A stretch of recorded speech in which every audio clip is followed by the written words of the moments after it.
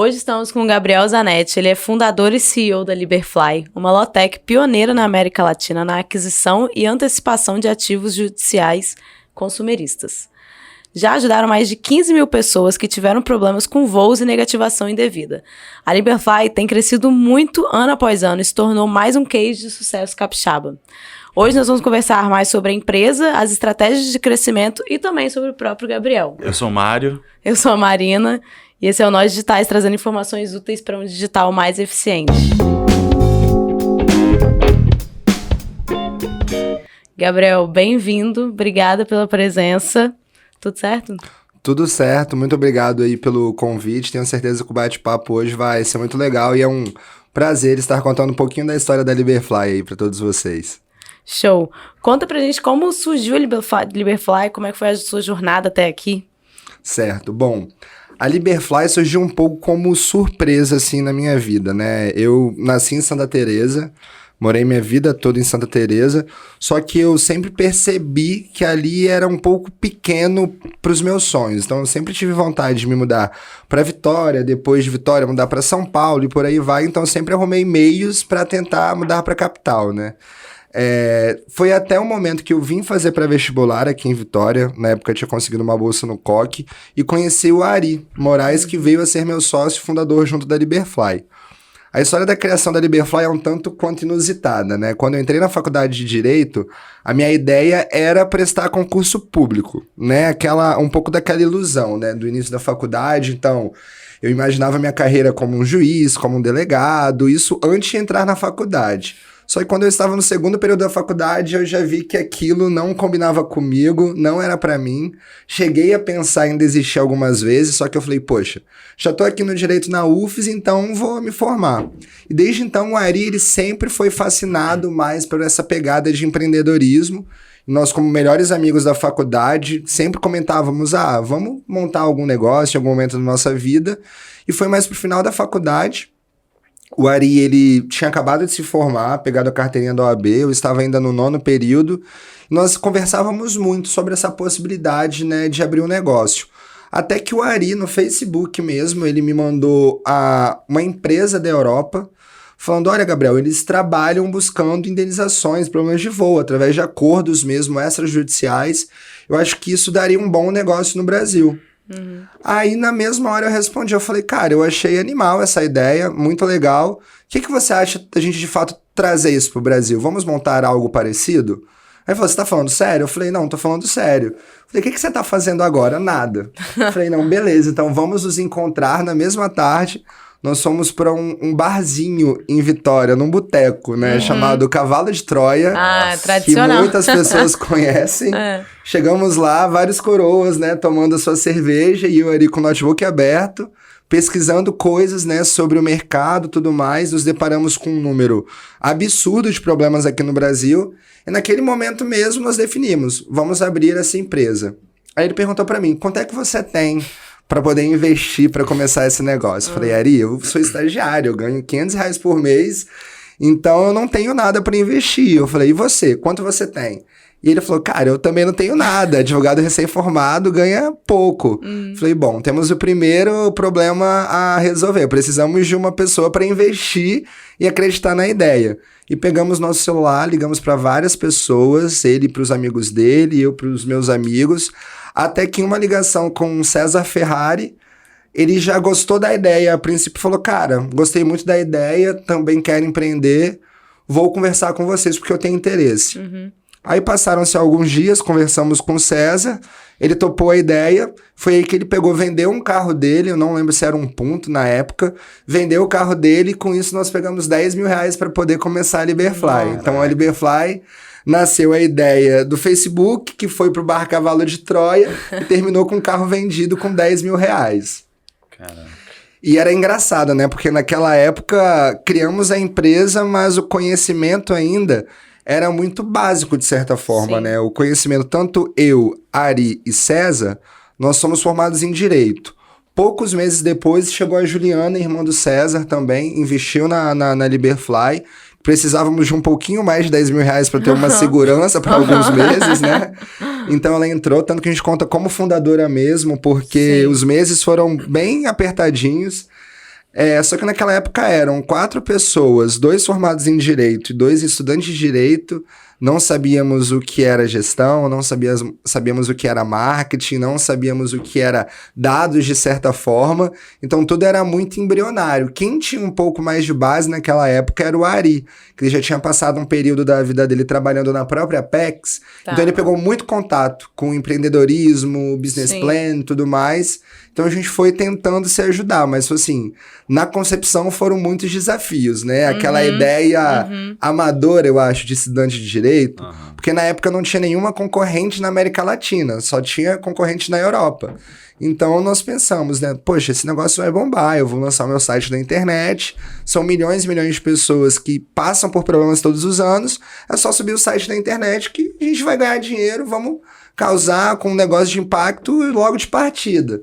Mas aí quando você coloca o site no ar, aí você vê que a lógica é totalmente diferente. Aí foi daí que a gente falou, cara, eu preciso aprender agora marketing digital, porque senão esse negócio não vai pra frente. Porque ficar numa salinha de 7 metros quadrados, com o celular, com a computadora ali esperando o cliente, não dava. Entendi. Aí começou uma linha que nós íamos atrás dos clientes mesmo, que aí é muita história pra contar. Uma boa, provavelmente, era no próprio Cavalo de Troia, vocês já perguntarem nas mesas. Provavelmente ali já ia surgir o cliente pra vocês. Com certeza, porque é engraçado. A gente sempre pergunta que se você não passou por algum problema de voo na sua vida, certamente você conhece alguém que já passou. Ou vai passar em breve, Ou pode vai se preparar, passar em breve. vai passar. É. E quanto tempo desde que vocês começaram a ideia, ou desde que, sabe, então vamos botar uma linha histórica ali, quanto tempo demorou para vocês terem a concepção da ideia naquela conversa com a Ari, até a hora que vocês formalizaram a empresa e até a hora que vocês começaram a ter o primeiro cliente, assim, como que... Olha, foi bem rápido até o primeiro cliente, né? Como que foi o início? Nós pegamos daquela conversa de bar, em poucos dias fechamos com o César, vulgo Cezinha, todo mundo conhece em Vitória como Cezinha. Só que ele já tinha um intercâmbio fechado. Então, a empresa mesmo, nós começamos a conversar por volta, assim, de agosto. Foi quando nós começamos a ter essa ideia, que sentamos no bar e tudo mais. Em novembro, nós oficializamos, né? Abrimos o CNPJ da Liberfly e começamos a trabalhar da varanda da casa do Ari. Só que não era muito legal a experiência, porque você estava dentro de casa, aí um calor danado, mosquito, então você não conseguia concentrar. Então, logo de início, nós falamos, poxa, precisamos de um lugar para chamar de empresa.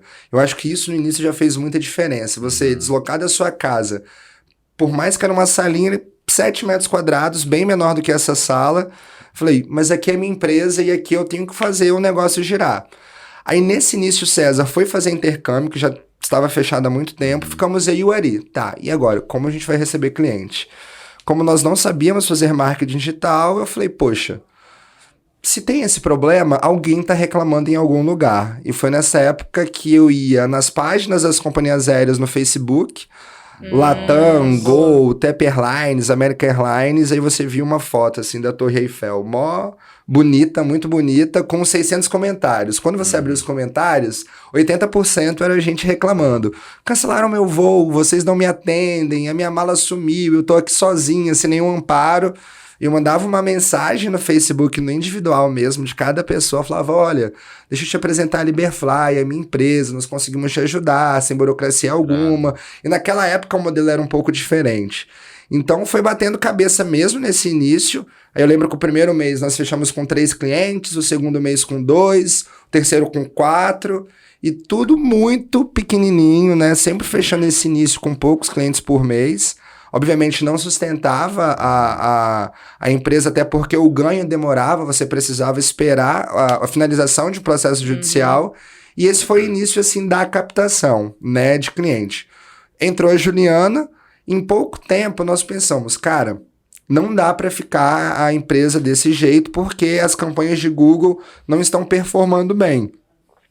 E eu sempre gostei um pouco desse mundo de marketing, estudava um pouquinho, naquela época passei até pegar um pouco mais de gosto. Isso foi em 2016, né? Foi em 2016, final de 2016 para 2017. Ok. Aí quando foi meados de 2017, mais ou menos, eu comecei a pesquisar muito sobre marketing de influência. Tá. Até no momento que nós estávamos com pouco caixa, eu levei para o meu sócio e falei, vamos ativar um influenciador digital para saber como que vai performar? E na época todos foram contra mim, com medo, porque tinha basicamente 4 mil em caixa, o influenciador era 3 mil reais. Nossa. Mas eu consegui convencê-los e eu acho que ali foi, de fato, um ponto de partida. Que nós nos deparamos com um resultado muito bom, começamos a entender um pouco mais e aí foi o pontapé inicial, assim, pra ver a Liberfly ganhando corpo, Sim. assim. Pô, 3 mil, só pra ter uma noção, até da época, assim, não sei se você lembra dos números, assim, era um influenciador de qual tamanho? Na época, o nosso primeiro influenciador era uma página no Instagram chamada Vamos Pra Onde, que era uma acho que influenciadora do Rio chamada... Já de viagem mesmo. Já de viagem, Raquel Furtado. Na época, ela tinha cerca de 250 mil seguidores, Entendi. acredito. Ela já fazia muita viagem, os patrocinadores dela eram mais focados dela rodar o mundo, né, para divulgar hotéis, divulgar companhias aéreas e tudo mais. E na época, eu acho que o contrato foi algo na faixa de R$ 2.500 por 2 sequências de stories e um post no feed. Caraca. É impressionante porque é antes desse boom, né? Porque hoje em dia é muito comum, né? Você vê todo mundo... Tem hora que a gente até desconfia. Tipo assim, gente, será que isso aí é publicidade ou é ela falando de verdade mesmo? Então eu imagino que vocês tenham pegado, assim, até um público ainda que não tava... O público dela provavelmente não tava tão preparado ainda, né? E vocês, com uma solução inovadora, com certeza os resultados foram muito bons, realmente. Isso é muito legal. Não, com certeza. Naquela época, pouco se falava de marketing de influência. Então você via pouquíssimas empresas, mais algumas focadas em cápsulas de colágeno, alguns suplementos, gel para você ficar com os dentes mais claros. Eram assim, pouquíssimas pessoas fazendo. Então naquela época era como se fosse um oceano aberto. Então a Liberfly conseguiu entrar numa janela de oportunidade muito boa. Eles me colocaram contra a parede, eu falei, não, vamos tentar que vai dar certo. Legal, cara. E em 24 horas nós já nos deparamos com os resultados, com mais de centenas de reclamações de problemas de voo na Caraca. primeira postagem. Todo mundo ficou louco, cabelo em pé, trabalhando muito, mas todo mundo feliz que ali a gente sentiu de fato. Cara, essa dor é latente, tem muita gente querendo resolver e tá deixando de lado essa dor de cabeça. Você conseguiu fechar muito ali daqueles 100?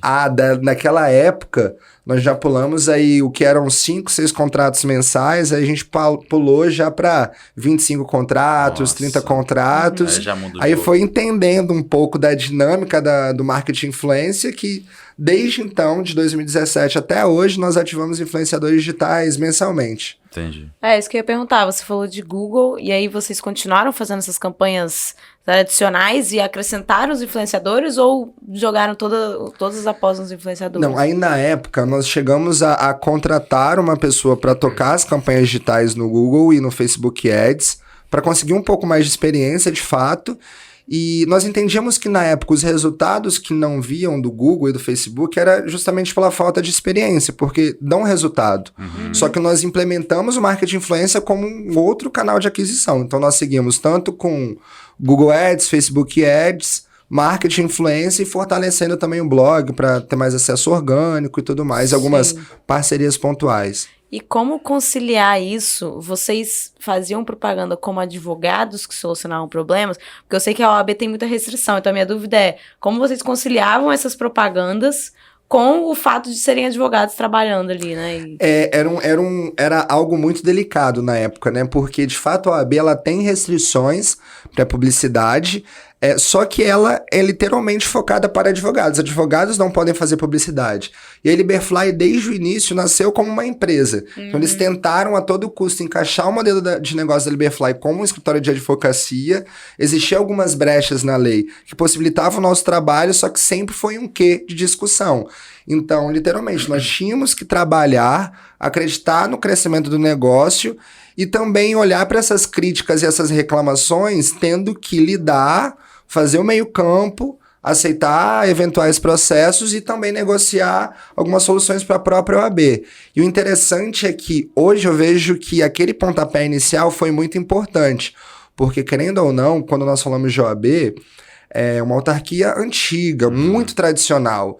Então, quando você fala de tecnologia, propaganda ali no meio, é algo que até alguns anos atrás ninguém se falava. Sim. E hoje a OAB Nacional, por exemplo, já liberou algumas formas de publicidade através de Google Ads, Facebook Ads, e nós acreditamos que nós temos uma importância nessa situação, que acabou ajudando a a jovem advocacia a mostrar o seu trabalho também? Cara, eu penso exatamente assim. A gente já teve algumas discussões, eu já tive algumas discussões com alguns amigos, assim.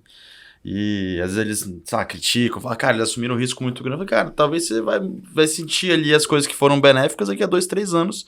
E vocês vão olhar pra trás e vão ter que agradecer aquele cara, sabe? Tipo assim, acho que os caras assumiram um risco grande. Às vezes vale a pena lutar. Vocês, pelo menos na minha visão, eu não sou advogado. Mas pra mim não faz sentido nenhum aquelas restrições e tampouco vocês deveriam ser considerados como advogados também, porque vocês não estavam atuando como isso. Mas eu acho que, de fato, vocês tiveram um impacto gigantesco e foram não só pioneiros, mas como foram desbravadores dessa área um pouco mais digitalizada da advocacia, assim. Aí hoje eu vejo as pessoas muito mais tranquilas para poder falar. E aí tem mais gente para apanhar, né? Então quando tem... Sim. Quando tem mais gente para apanhar, facilita, né? Que a porta não cai em uma pessoa só. Mas naquele início, alguns colegas de faculdade... nos chamávamos de doidos, assim, como é que vocês vão montar um negócio, vocês não têm medo do que pode vir a acontecer? Só que naquela época nós acreditávamos e acreditamos tanto no modelo de negócio que pensamos, cara, vamos pro jogo, vamos tentar, vamos dar a cara pra bater que a gente vai descobrir qual que vai ser esse futuro, se vai ser positivo ou não. Mas tava todo mundo comprando risco junto. Legal. E só pra ter uma... Tipo assim, vocês não sendo um escritório de advocacia, vocês provavelmente precisavam contratar advogados pra... Você tem noção de mais ou menos a quantidade de advogados que vocês já contrataram pra resolver os problemas de vocês? Olha, hoje, o que acontece? A Liberfly passou até por umas adaptações no modelo de negócio. Quando nós começamos, nós trabalhávamos como se fosse um FII na resolução do problema. Perfeito. Então, você teve um atraso de voo, um cancelamento, nós tentávamos extrajudicialmente com a companhia aérea, caso ela não fizesse nenhuma proposta, nós contratávamos o escritório de advocacia para seguir com esse processo e ao final, caso o cliente ele aceitasse uma proposta, né, de acordo ou fosse indenizado de fato, nós ficávamos com 30%.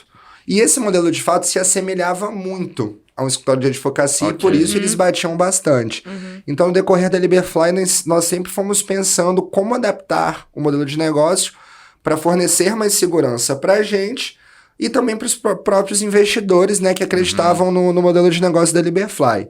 Mas contando esse modelo de negócio antigo e hoje, ao qual nós compramos esse crédito e funciona muito como uma operação financeira, eu acredito que a Liberfly, de forma direta ou indireta, já tenha trabalhado com mais de 10 mil advogados. Nossa. Então, eu acho que, na verdade, ele tá fazendo um bem à advocacia e não ao contrário. É um negócio meio que é contra-intuitivo. Ali, né? E é legal porque hoje algumas personalidades da própria Ordem dos Advogados acabam enxergando isso. Sim. Então surgiram comissões de startups, comissões de direito digital, a própria OAB Capixaba tem olhado isso com muitos bons olhos, mudaram um pouco da visão. Isso é muito legal, que agora nós estamos sentindo o nosso trabalho de fato abraçado, né?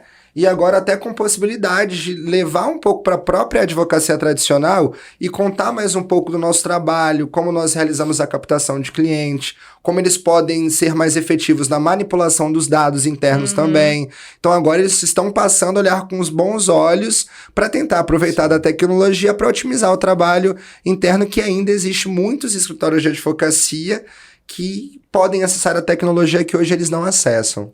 Viraram uma ferramenta, né, também, para isso que podem ser acionados quando, às vezes, alguém vai chegar para um advogado querendo um processo, às vezes, contra a companhia aérea, às vezes é mais fácil ele indicar para você. Justamente, né? Às vezes é uma área totalmente diferente, Sim. que dá um trabalho legal, então ele fala, poxa, não quero pegar esse caso que são casos pequenos, né, pequenas causas, então ele acaba abdicando. Agora, quando tem um parceiro que pode antecipar, né, a compra desse crédito, ganha a Liberfly, ganha o consumidor e também ganha o advogado. Então acaba ajudando todas as pontas. Isso é muito bom. E que outras frentes agora, porque a Liberfly começou com problemas de voo, mas hoje tem outras coisas acontecendo. Conta pra gente quais são. Certo. A nossa visão na Liberfly sempre foi fugir um pouco do comum. Quando a gente pensa em aquisição de créditos judiciais, no mercado você vê muita aquisição na parte de direito precatório, na parte de direitos trabalhistas, grandes causas cíveis, e nós não queríamos entrar nessas áreas para ser mais um concorrente. Queríamos criar, de fato, nossa própria história. Então, nós acabamos, né, escolhendo as pequenas causas e demandas em massa. Nós começamos com problemas de voo, de modo geral. Chegamos até a atuar também na Europa, com o próprio modelo de negócio ao qual nós nos inspiramos. Temos a Liberfly também registrada em Portugal. Só que vimos que era interessante porque nossos próprios clientes, ao final de uma negociação, eles falavam: poxa, mas vocês não me ajudam com o problema que eu tive com a minha TV por assinatura? Então sempre nós pensamos o seguinte: vamos expandir para microcausas, causas pequenas. Hoje, além de problemas de voo, nós atuamos também com problemas de negativação indevida, que é algo muito comum aqui no Brasil, que é como se você tivesse o seu nome negativado por uma conta que você já pagou ou por algum cartão que eles, por exemplo, emitiram no seu nome sem você saber. Algo muito comum no Brasil. Então, hoje a Liberfly tem a sua atividade focada em aéreo, em negativação indevida. Nós temos outras áreas em análise, por exemplo, área de telefonia, setor bancário, plano de TV por assinatura e também água e energia. Tudo demanda em massa, que hoje alguns advogados não possuem interesse. Esse cliente, muitas vezes, ele não quer esperar a demora de um processo judicial para ganhar uma indenização. Aí surge a Liberfly ali no meio para poder antecipar o recebimento desse crédito judicial e entrar no meio dessa causa para ajudar todas as pontas também. Então, a nossa vontade e objetivo é ganhar escala mesmo para as áreas consumeristas de modo geral. De uma forma mais simplificada, assim, como é que a Liberfly atua, assim? Se puder falar de valores. É isso que eu ia falar. Explica para quem não entende, o que é essa antecipação de recebíveis, como é que funciona, em quanto tempo? Certo, hoje como funciona? A pessoa que teve um problema de voo, ela pode buscar a Liberfly diretamente, ou vai digitar no Google, vai achar o nosso site. Temos um formulário simples, leva cerca de 2 a 3 minutos para poder preencher esse formulário, e ela vai contar o que aconteceu. Meu voo foi cancelado pela companhia aérea X e eu fiquei 8 horas dentro do aeroporto esperando para poder pegar o voo. Com base nesses dados e com a nossa base histórica, nós já entendemos se aquele caso é passível de uma indenização ou não. E com base no caso em específico e na nossa base também, nós precificamos aquele ativo. Entendi. Tá. Então eu falo, Ciclano, em relação ao seu caso, eu tenho uma proposta para você e eu vou te pagar R$1.000 em até 48 horas. Então, é o tempo de lidar com esse lead para pegar a documentação. Se a pessoa for rápida e mandar a documentação que é básica, documentos pessoais e dados do voo, em até 2 dias nós já conseguimos realizar uma oferta. A pessoa aceitando, ela vai passar os dados para a Liberfly que faltam, é feito um contrato de cessão de crédito, assinado, 48 horas e o dinheiro está na conta informada. Assim, é bem simples, o atendimento totalmente digital, WhatsApp, ligação Instagram, e a vantagem é que com a Liberfly, esse passageiro ele não precisa se preocupar mais com o processo judicial, então ele não precisa comparecer em audiências, mandar relatórios para a justiça, esperar a liquidação de processo, não. Assinou o contrato, enviou para a Liberfly, 2 dias de dinheiro na conta e a partir de então o problema é todo nosso. É como se ele transferisse o processo que seria dele, agora o processo da Liberfly, eu já recebi minha parte, e a Liberfly agora vai lutar para finalizar esse processo, né? Exato, e aí com a nossa base de dados a gente literalmente assume o ônus e o bônus. Sim. Se nós ganharmos o caso, muitas vezes nós acabamos ganhando em cima dele, né, um valor legal. Agora, se a gente perde também, perdemos o valor do investimento da compra do direito, bem como os custos com marketing, operação, tudo mais. Então, é uma operação de risco que, com o passar do tempo, com os dados que nós vamos analisando e refinando todas as vezes, nós acabamos tendo um pouco mais de confiança. Entendi. Que é muito na parte do direito, né? Hoje é mais discutido de uma ciência chamada como jurimetria.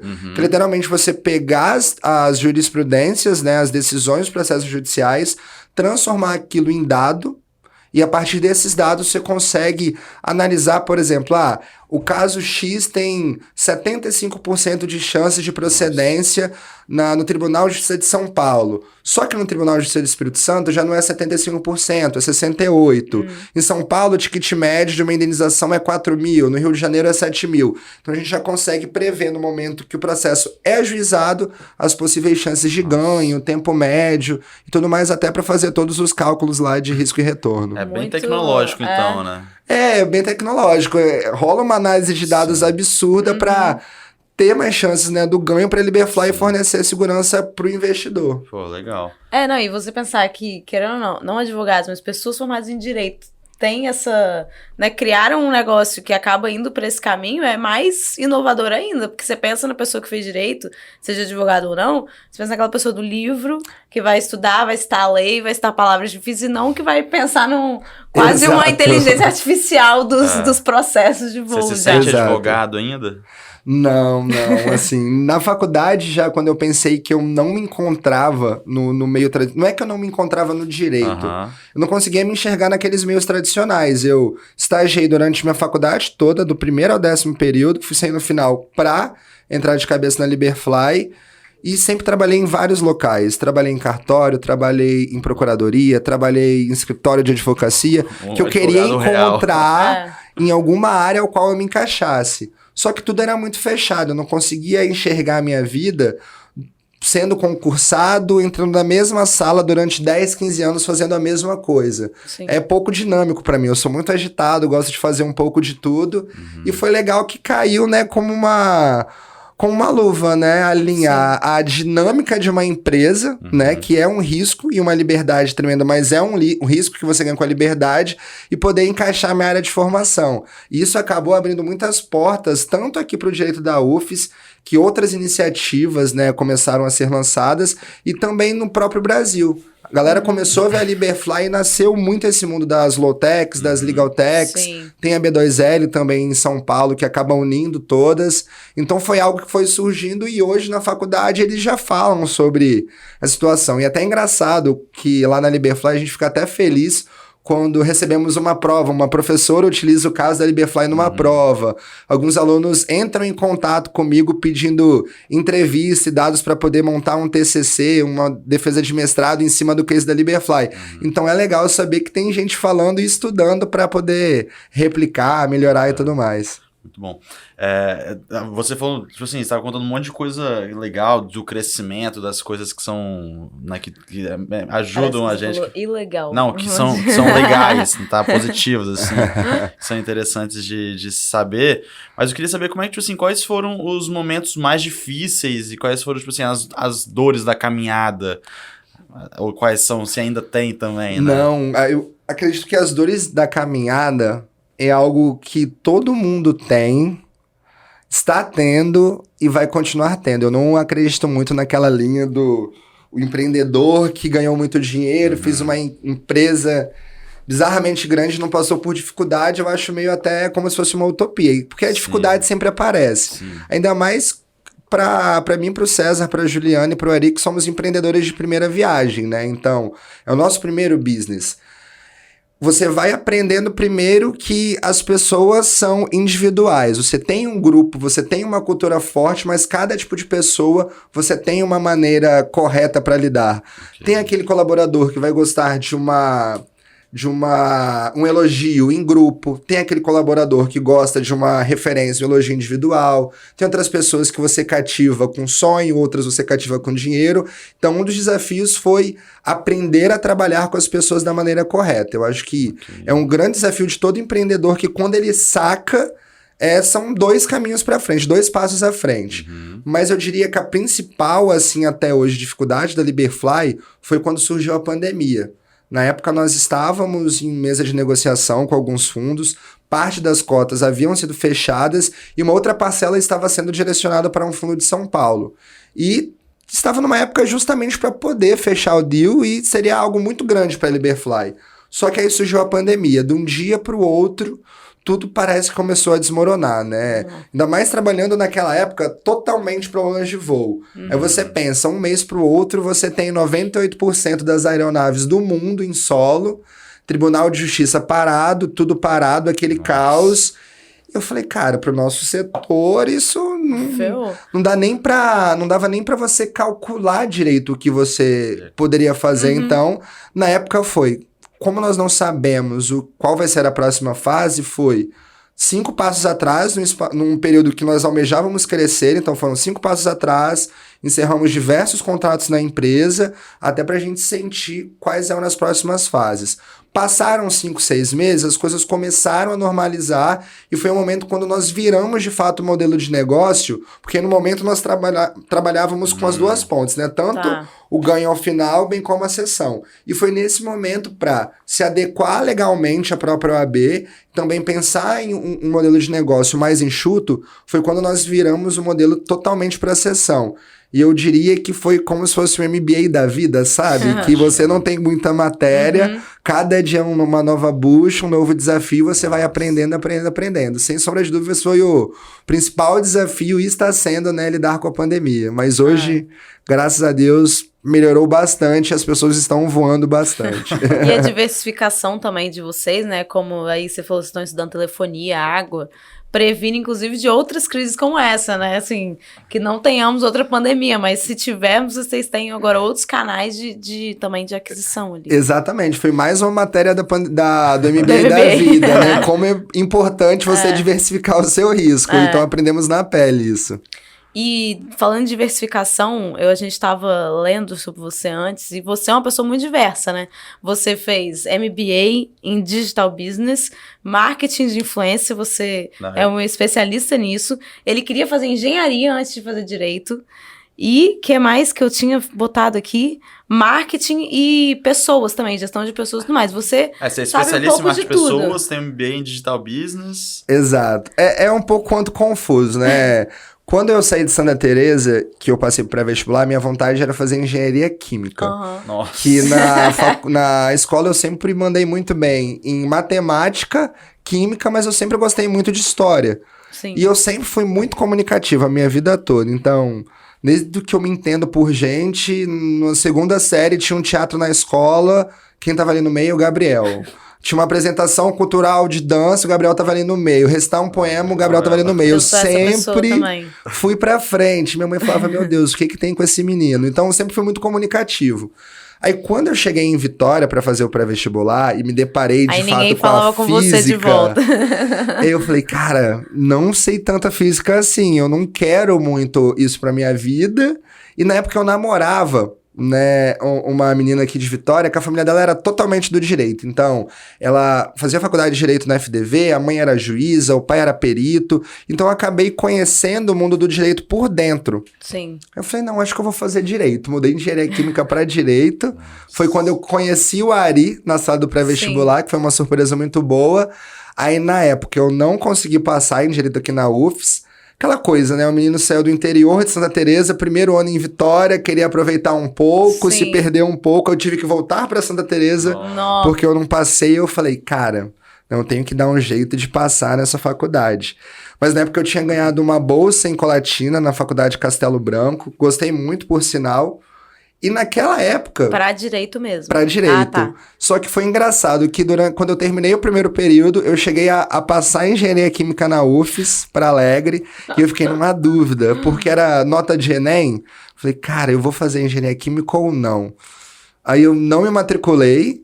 Falei, vou estudar para direito, vou tentar dar meus pulos para poder passar em direito, e passei. Aí foi toda aquela história que eu cheguei na faculdade, não me deparei com as coisas que eu esperava, sempre me dei bem com pessoas, e é engraçado que a minha sociedade hoje, cada pessoa tem o seu ponto mais forte. Eu tenho aquela parte mais uma pegada de comunicação mesmo, tanto para fora, comunicação externa, né, para pensando em business, falar da empresa e tudo mais, bem como internamente. Eu sempre tive muita paciência com as pessoas, então eu gosto de conversar, perguntar como foi o seu dia, se você tá tendo alguma dificuldade, sempre fui muito assim, nunca tive um papel muito de chefão, do tipo, você tem que fazer isso agora ou você vai ser demitido, não. Eu sempre tentei convencer as pessoas do quão era importante ela entregar a tal demanda. E por isso lá na empresa já eles falaram, não, você é mais uma pegada de gestão de pessoas, me apaixonei. Aí o primeiro curso que eu fiz, minha primeira especialização foi em gestão de pessoas. Liberfly evoluiu muito depois disso. Aí quando as coisas já estavam mais azeitadas nessa parte, eu falei, não, agora eu preciso de conhecimento mais técnico no marketing para não ficar dependendo sempre da contratação de outros profissionais. É óbvio que você sempre precisa de pessoas melhores dentro da sua empresa que vão fazer com que você chegue de fato no seu objetivo. Mas ficar totalmente dependente sem entender do que a pessoa está falando fica um pouco delicado. Então eu busquei esse conhecimento para ajudar mais empresas e crescer também como Gabriel profissional. A minha pergunta, eu falei dessas multifacetas do Gabriel justamente porque você, óbvio, é um empreendedor. E eu até já falei isso no Instagram, mas já li sobre. Tem o profissional em T, né? Que é aquele que entende de várias áreas e especializa em uma delas. Você falou que a sua especialidade é pessoas e gestão de pessoas. Aí eu queria saber do Gabriel empreendedor, como que esse estudo de várias áreas, e no dia a dia eu imagino também que você lide com várias delas, inclusive não só marketing, mas você botou finanças também, como que isso te ajuda dentro do seu negócio? E já te ajudou? Nossa, isso eu até fico feliz porque não sei se seria um dom, mas justamente por gostar de entender um pouco de tudo, isso é muito importante. Eu também já li alguns artigos que o próximo profissional mesmo que vai mais se destacar e é o que mais se destaca hoje, ser uma das grandes empresas, é o profissional T. Porque hoje você já não vai buscar aquela pessoa, por exemplo, para o marketing, pessoa que tem 10 anos de experiência no marketing, que é um guru aquela situação do marketing. Porque hoje a vida está muito dinâmica. Muito dinâmica, coisas novas surgindo todos os dias.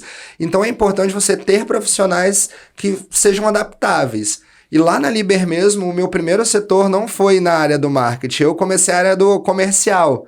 Então eu montava o pitch de venda, eu realizava as ligações, fazia abordagem embalde também com alguns clientes na internet, então fui aprendendo ali, então passei do comercial atuei um pouco no jurídico, do jurídico fui para o marketing, assumi a diretoria de marketing e hoje eu assumi a diretoria executiva, então eu fui pegando no decorrer da Liberfly aquela situação, eu não sou muito capitalizado para contratar 300 pessoas. Então, ou eu aprendo para executar, ou isso não vai sair da zona morta. Então, foi na prática e hoje isso me deixou um profissional muito mais completo, que eu já consigo olhar para uma empresa, modelo de negócio e já ter algumas ideias do que podem ser falhas, do que podem ser melhorias, olhando de uma forma mais generalista, né? Porque não adianta só você falar, o que você precisa para crescer é investir em marketing.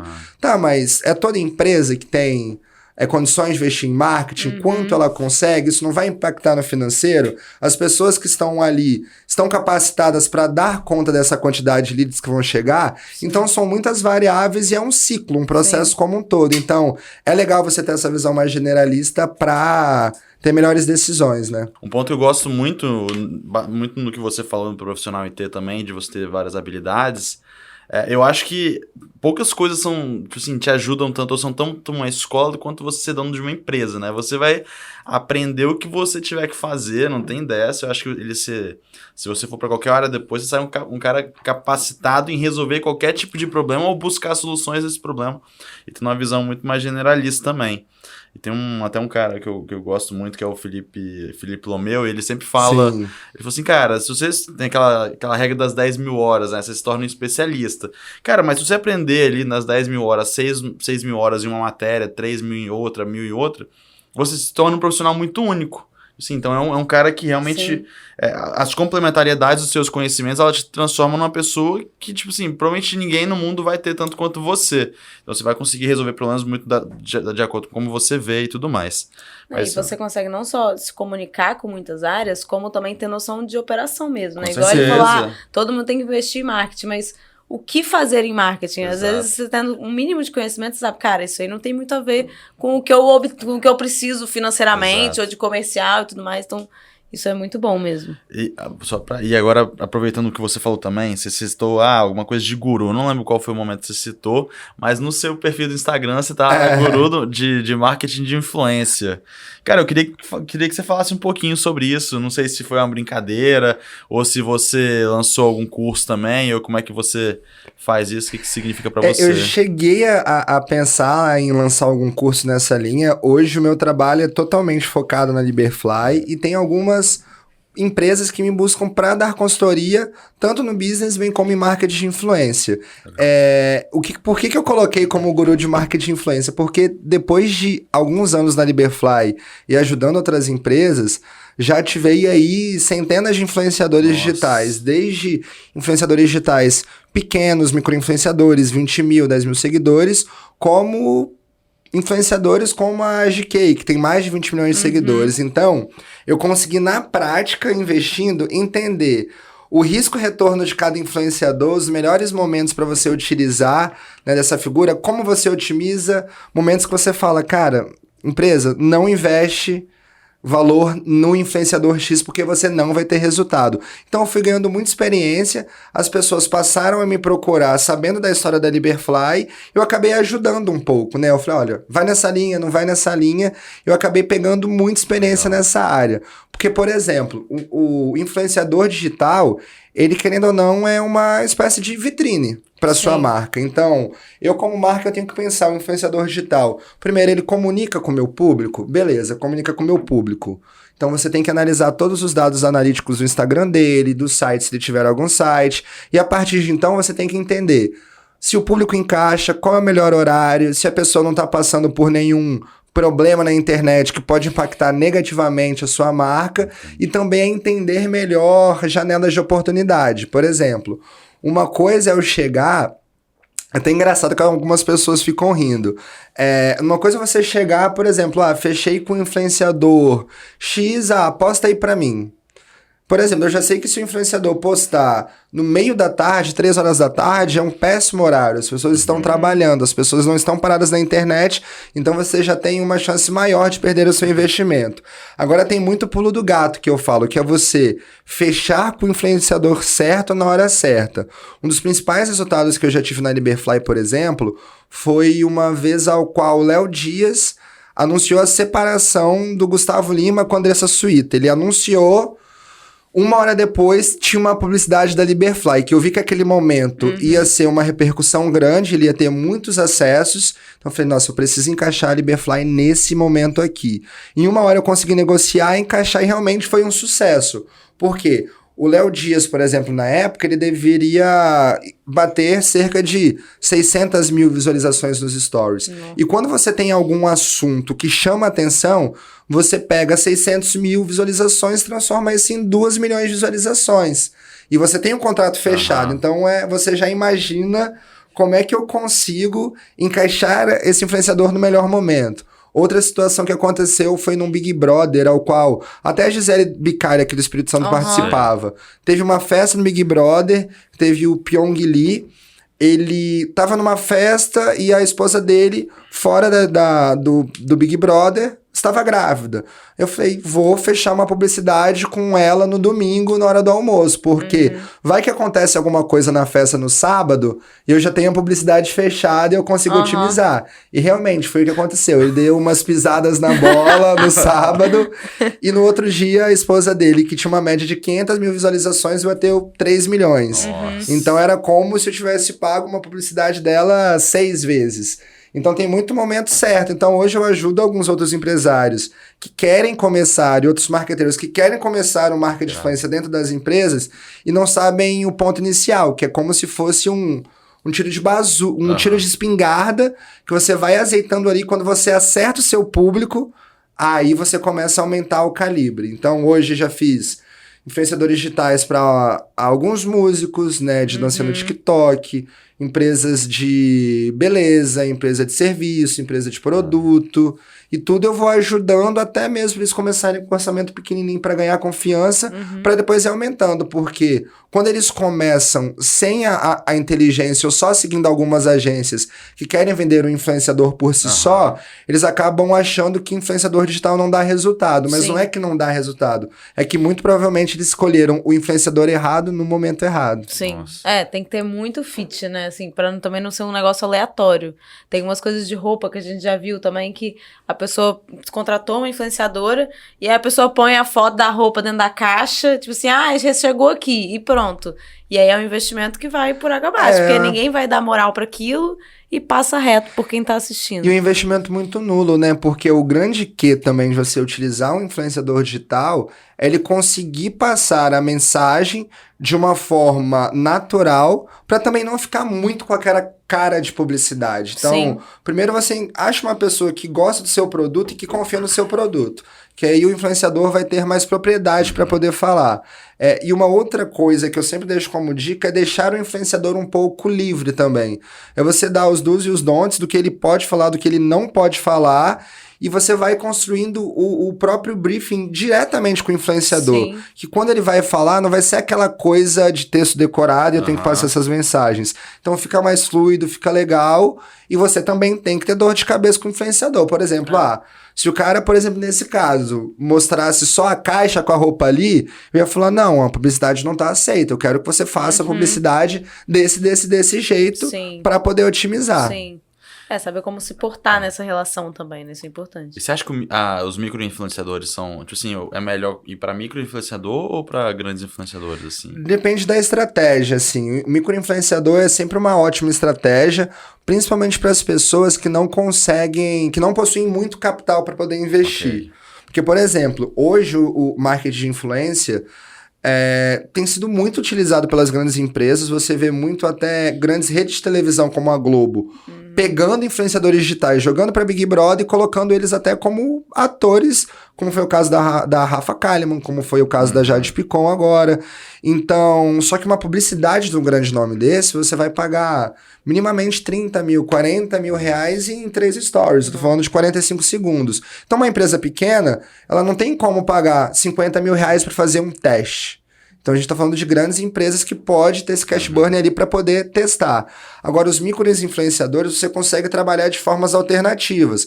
Você vai pagar uma publicidade, às vezes, a R$200, R$500, R$1.000. Ou permuta, né? Ou permuta, que é uma grande sacada, é pegar uma marca de roupa. Poxa, encontra algumas pessoas e mande um pouco do kit. E o que as pessoas também precisam entender é que influenciador digital não é apenas aquela pessoa que tem 10 mil seguidores, 15 mil seguidores, e aí a partir de então são influenciadores digitais. Nós 3 que estamos aqui nessa mesa, nós também influenciamos alguém. Sim. Então você pensa, você ganhou uma roupa e está divulgando a loja da sua amiga. Às vezes a loja da sua amiga vai ter 30 vendas vindo do seu perfil, e 30 vendas é muita coisa, dependendo do tamanho da empresa. Então, o negócio é comunicação assertiva e expandir e botar a cara a tapa. Se eu não tenho, por exemplo, dinheiro para ativar um influenciador digital, faz permuta, faz sorteio, fecha uma publicidade, fala, olha, você vai ficar com X% do quanto eu vender. Às vezes vale a pena você, até como marca, deixar com que o influenciador fique com todo o lucro e você só tem o seu custo empatado só para as pessoas escutarem falar da sua marca, porque não é ganho ali no bolso diretamente, mas você tá ganhando em branding da tua própria exposição da marca, né? Isso é uma boa estratégia. Gostei, gostei. Eu tenho que vou depois da gravação para anotar essas dicas. Gabriel, agora a gente vai sair de Liberfly e de Gabriel empreendedor e empresário, a gente vai para Gabriel pessoa física. Fechado. Fazer algumas perguntas que eu não te mandei. Tá. Ele não sabia. Vamos lá, eu prometo são poucas. Quem mais te influenciou na vida, assim? Quem mais me influenciou na vida, por mais banal que pareça ser a resposta, foram meus próprios pais, né? A minha mãe tem uma história de vida que me motiva muito, né? Quando passei a me entender por gente, meu pai, ele era alcoólatra, mas ele trabalhou na vida toda dele numa loja de material de construção em Santa Teresa, e minha mãe era diarista. Só que minha mãe sempre quis sair daquela zona pra tentar algo a mais. Quando minha mãe tinha cerca de 38 anos de idade, ela conseguiu uma bolsa e formou em pedagogia na faculdade em Santa Teresa, e foi um sonho da vida dela, né? Então ela passou de diarista para fazer pedagogia e ela trabalhava muito, até hoje ela trabalha muito, às vezes de 7 horas da manhã até 10 da noite. Então aquilo sempre me influenciou positivamente. Falei, cara, minha mãe trabalha muito, então eu também posso, bem como devo trabalhar muito. E na época que eu vim para Vitória para fazer o meu pré-vestibular, meus pais não tinham tantas condições, então eles ralaram pra caramba para conseguir me manter em Vitória. Então aquilo eu sempre tive uma sensação como se fosse, cara, eu preciso pagar esse investimento pros meus pais de alguma forma, porque eles confiaram muito em mim. Sim. Então meus principais, assim, influenciadores para começar foram os meus pais. Só que hoje, pensando em business, eu tenho alguns empreendedores, algumas pessoas que me influenciam. O próprio Lehman tem uma história absurda, que é um dos caras mais fodas que eu já li, né? E conheci por conteúdo. né? Cheguei a participar de alguns cursos até na Fundação Estudar, que me ajudaram muito a abrir a cabeça. E tem outras pessoas, por exemplo, tem o Thales Gomes, ele é um empreendedor serial que ele é muito legal, tem o Alfredo Soares, aqui quando nós falamos daqui de Vitória, tem ótimos empreendedores que não perdem em nada para esses que são mais visados nacionalmente. Sim. Tem o próprio Digão da Zait, é um cara muito bom. Tem a galera do PicPay. Uma outra pessoa que cada vez mais eu me surpreendo também é o Felipe Lomeu, que é um cara que toda vez que eu sento para conversar com ele, tomar uma cerveja com ele, eu aprendo alguma coisa. Sim. E ele é ligado aos 220. Hoje no estado, por exemplo, é uma das pessoas que mais me inspira. E outra pessoa que vem ganhando muito espaço aqui, que eu tô gostando de ver também, é o Vinícius Melo da Yoga. Ele também tá voando. Acho que esses nomes de pelo menos a referência do estado, assim, são exatamente o mesmo pra mim. Não tem como não falar nisso, pensar na galera do PicPay, Rodrigo, o Lomeu pra mim é um cara fantástico, e o Vinícius da Yoga, ele tem crescido muito, assim, ele começou agora não, né, deve ter uns 3, 4 anos ali, mas a trajetória dele tem... A trajetória dele é serial, ele já teve algumas tentativas e foi também um MBA da vida, ele foi aprendendo, batendo a cabeça, e faz com que hoje a yoga esteja crescendo muito, né? Sim. Ele é um cara muito visionário, muito preparado. Sim. Eu tenho certeza que até da yoga mesmo, fazendo propaganda pro empresa do meu amigo, vai ainda alcançar degraus muito grandes aí na história deles. E você falou de influenciar, né? Que a gente acaba influenciando. O Vinícius, ele sempre que eu penso em não ir na academia, eu penso, ir é melhor que não ir, que ele posta no Instagram. Ele posta. Eu fico, caraca, com certeza vai ser melhor eu ir. Aí eu vou, entendeu? Aí inconscientemente a gente lembra das pessoas. Isso é. Gabriel, qual que foi a última coisa que você aprendeu? A última coisa que eu aprendi, assim, em relação a curso, foi um curso de finanças que eu fiz, que foi justamente aprender um pouco mais a fundo sobre valuation, investimento, e conseguir interpretar com mais facilidade uma DRE. Porque quem é de humanas é um pouco mais apático a isso. Só que com o passar do tempo eu falei, gente, eu preciso aprender isso, eu não tenho outra chance. Então foi o último conhecimento assim que eu fui adquirindo. Não, DRE, quando eu entrei na Zait, a gente trabalhou junto na Zait. Nossa, eu não entendia de jeito nenhum. Eu, tipo, como assim? A gente já pagou e tá pagando ainda? O que tá acontecendo? E você vai batendo cabeça, né? Porque antes eu era acostumado em abrir um código do direito do consumidor, olhar o artigo 170 e ler a letra da lei. Agora você precisa se deparar, pelo menos quem é de humano, se deparar com Excel, buraco um pouco mais embaixo. Então você precisa suar mesmo para conseguir aprender. Nossa Senhora. Pera, deixa eu fazer uma boa que eu queria que a da dica ficasse por último. Um livro que você indica pra alguém? Um livro, pra mim, livro de cabeceira, pra quem até quer começar a empreender, ou também quem já está empreendendo e quer renovar o sonho, é Sonho Grande. Eu acho que é o principal livro, é Sonho Grande. É um dos que eu mais gosto, assim, indico pra toda pessoa, sendo empreendedor ou não, precisa ler esse livro da Cristiane Corrêa. Você acaba o livro, você acaba o livro, nossa, preciso fazer muita coisa agora. Você fala, cara, olha o que esses caras fizeram, né? Sim. Então, é aquela dinâmica, né? Você pensa, poxa, se fulano fez, eu também tenho capacidade de fazer, então basta eu correr atrás e ralar também. Total. Vamos lá, essa é a minha pergunta preferida, pelo menos, né? Se você tivesse a oportunidade de jantar com 3 pessoas, podem ser vivas ou mortas, quem seriam elas e o porquê, assim, de lá? 3 pessoas para eu jantar sendo vivas ou mortas? Cara, a pergunta pegou, hein? Vamos lá. Eu jantaria, sem sombra de dúvidas, colocaria o Lemon na minha frente para ter 5 minutinhos que fosse só o prato de entrada para conhecer ele e entender mais de perto a história dele. Sem sombra de dúvidas, seria um ótimo convidado ali pro meu jantar. Segunda pessoa, hoje, eu convidaria meu pai, que ele infelizmente, quando eu fui me formar, quando eu tava na concepção da ideia da Liberfly, meu pai veio a falecer de câncer. Então, na prática, eu colocaria ele para poder mostrar, pai, olha tudo que vem sendo construído. Então, sem sombra de dúvida, seria ele. Então, eu já tenho um empreendedor e já tenho uma pessoa de coração. Agora, terceira pessoa que eu convidaria...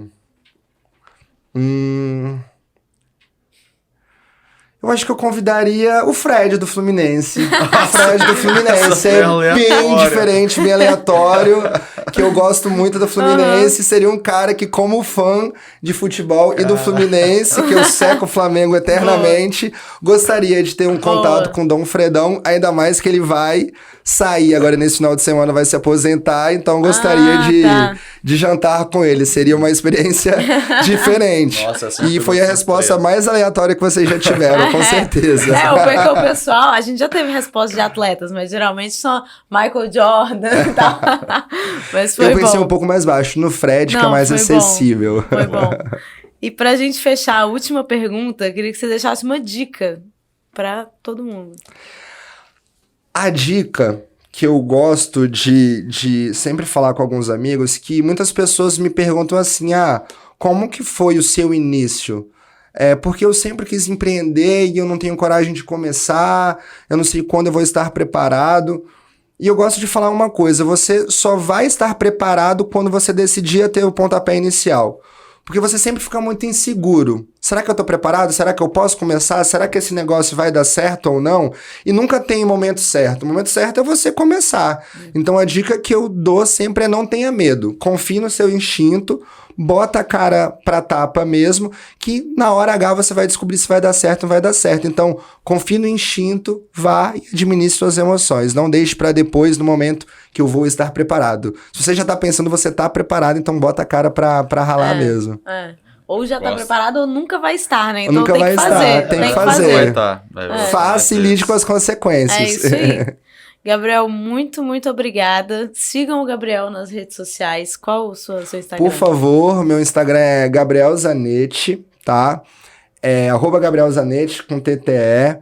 Também sigam o perfil da Liberfly, LiberflyBR, tá? Vai ser um enorme prazer ajudar como Gabriel e também como Liberfly.